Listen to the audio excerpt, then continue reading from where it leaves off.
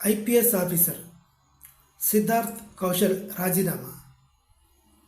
ఆయన మాట్లాడుతూ నేను స్వచ్ఛందంగా నాకు నేనుగానే రాజీనామా చేస్తున్నా అని చెప్పాడు. ఆయన ఎవరు అడిగారు? మీరు ఎందుకు రాజీనామా చేస్తున్నారు, ఏమైంది అని ఎవరు అడిగారు? ఎవరు అడగలే, ఆయనే చెప్పాడు. అంటే ఏదో ప్రెజర్ ఉంది. ఏం ప్రెజర్ ఉంది? పొలిటికల్ ప్రెజర్ ఉంది. ఆ ప్రెజర్ దేని గురించి? ఈయన మీద కూడా కేసులు ఉన్నాయి. స్మృతి సబర్వాల్ మీద కేసులు ఉన్నాయి. తర్వాత ఇంకో ఐపీఎస్ ఆఫీసర్ పేరు నాకు గుర్తు రావట్లేదు, ఆయన మీద, ఇలా కొంతమంది ఐపీఎస్ల మీద, కొంతమంది ఐఏఎస్ల మీద కొన్ని క్రిమినల్ కేసులు ఉన్నాయి. ఈ కేసు నుంచి బయటపడాలని ఎంతో ప్రయత్నించాడు, కానీ కుదరలేదో, బయటకు వస్తే కుదురుతుంది అనుకున్నాడో.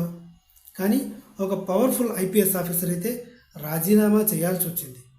మరికొంతమంది వర్గాలు అంటున్నారు పొలిటికల్గానే ప్రెజర్ పెట్టి ఆయనని రాజీనామా చేయించారు, స్వచ్ఛందంగా నేనే వెళ్ళిపోతున్నా అనే విధంగా చెప్పించారు అని అంటున్నారు.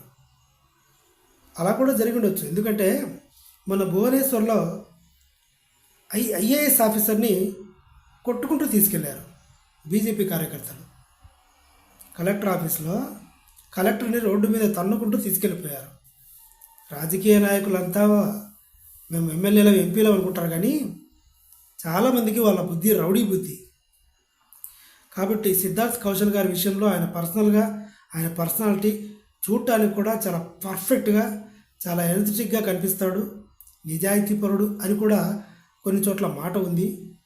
మరి ఇంకా ఏ విషయంలో రాజీనామా చేశాడన్నది ఈ ఐపీఎస్లందరికీ ఒక యూనిట్ ఉంటుంది, ఒక అసోసియేషన్ ఉంటుంది.